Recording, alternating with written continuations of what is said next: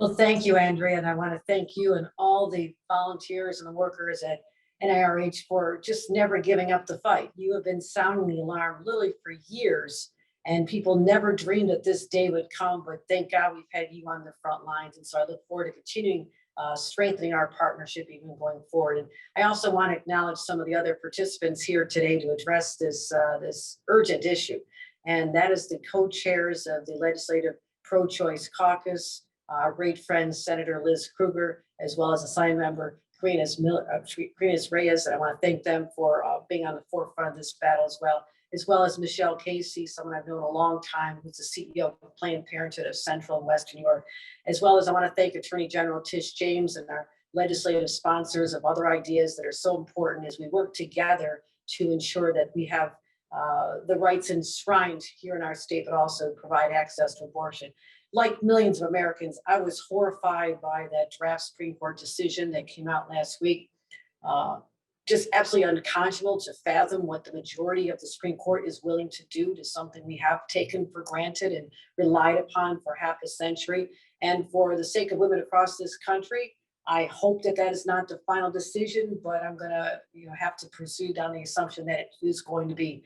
But we will also reestablish here in the state of New York that access to reproductive health care is a human right. And we will defend that right to have an abortion with the full power of New York State government, and will ensure that every single person in need of care receives that care. And we'll never stop fighting to make sure that New York and women from all over who are seeking safe, accessible abortion service receive them. But to truly ensure that anyone seeking abortion in New York has access to that, we have to ensure that the providers have the resources and the capacity to accommodate all patients who walk through their doors. It's simple. If we're going to guarantee the right to an abortion, we have to guarantee access to an abortion. And I've said last week, we're not just playing defense, we're playing offense. And that's why we're taking immediate action starting today to deliver $35 million in unprecedented funding to urgently support abortion providers to provide this access and this vital care. The Abortion Services Provider Fund will get immediate help, resources for their clinics, while safeguarding access. And this is a nation-leading response. There's been a lot of talk about doing something, but here in New York, those who know us, we don't just talk, we take action. So today, I'm directing the Department of Health to create New York's first fund ever to support abortion providers. $25 million will expand capacity and access for patients seeking abortion care, largest fund of its kind in our nation. One other state has a similar fund, but nowhere near the scale. We are the first large state to launch this direct support for abortion providers here in the state of New York.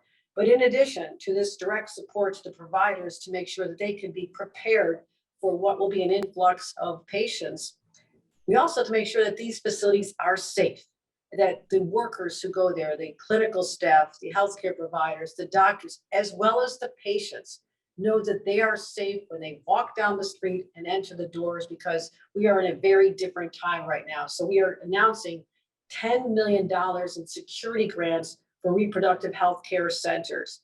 And no one should feel unsafe accessing health care, abortion care, and no one should feel unsafe providing that health care as well. So we have to be proactive. We have to get these security measures in place now. And we have seen the threats and actually the action of anti-abortion violence, and the climate is getting more extreme every single day. So it's only going to get worse as this decision is rendered in the next few weeks, and we need to be ready, and we will be ready here in the state of New York. In the meantime, we'll continue to explore every option available in the short term and the long term, working with our providers, our legislators, and our advocates on many different proposals. Today is about taking action. However, we'll take it action, not just talk about it in the future, but take it right now. So there's an urgent need to provide this access. I'm really proud that New York will lead the nation, hopefully set an example for the other states to realize that all of us have a responsibility to welcome with open arms those who need these services, as well as make sure New Yorkers, New York women, have complete access without wait times, that they don't have their services disrupted either. We've been fighting this battle for far too long, my friends. This was a battle my mother had to fight in her 30s. It's a battle I had to fight when I was in my 30s. Now my daughter Katie in her 30s. This is a fight that her generation is dealing with as well.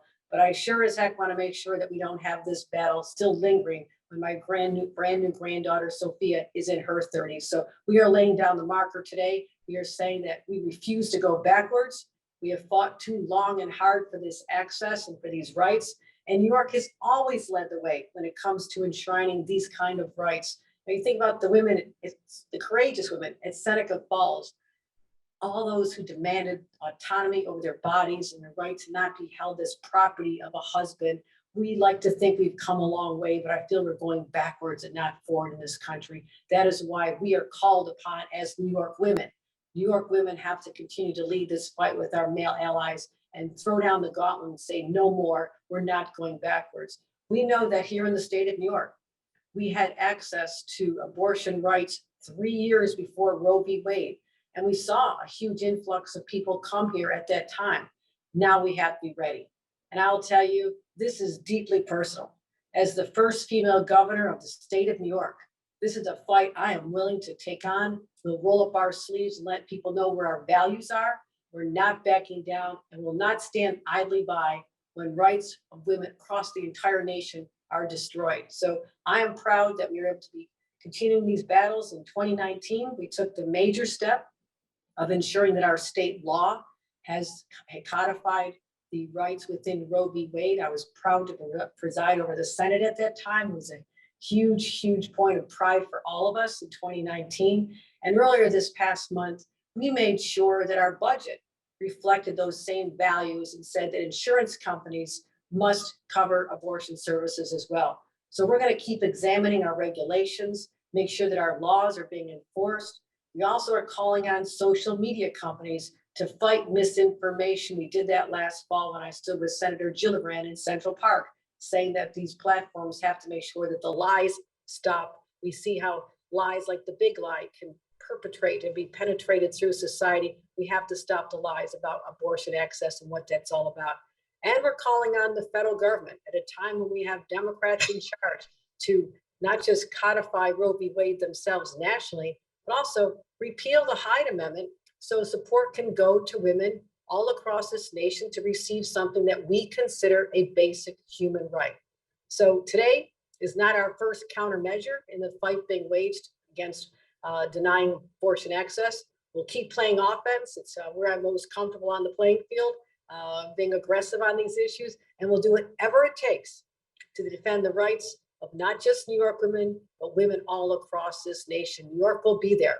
We'll be there for them, provide essential health care. And so we finally say, don't mess with the state of New York. We're putting in the resources in place to make sure our providers and our patients have whatever they need to exercise those very basic human rights. So thank you very much. And I appreciate everyone who's joining this battle, and we are ready. I want to thank everyone for participating today to continue sounding the message loud and clear that we will take on this fight. It's one we wish we did not have to deal with. We have so many other issues affecting our families and parents trying to get back to work and moms trying to manage childcare and the cost of living going up. And so this should not have to even be on the radar screen. No one should have to worry about this. But unfortunately, as we see, elections have consequences. And the election of Donald Trump could draw a direct line from that to the appointment of 3 Supreme Court justices who are hostile to women's rights, despite what they said during their confirmation hearings, and lesson learned by everyone. And that's why we're in this battle right now. And the state of New York will embrace the opportunity to continue to lead in this space as we always have, and let people know that this is an area that's critically important to all of us as women, as human beings, and fellow Americans. So we'll be there to provide the support and the resources. And I want to thank all my partners on this call as we begin our journey forward to try and undo and mitigate what could be devastating impacts on the lives of women, particularly women of color, people from communities where they don't have resources, where this is an option for them to just reclaim their lives. We have to fight back on their behalf. So I want to thank everyone very much for joining us today.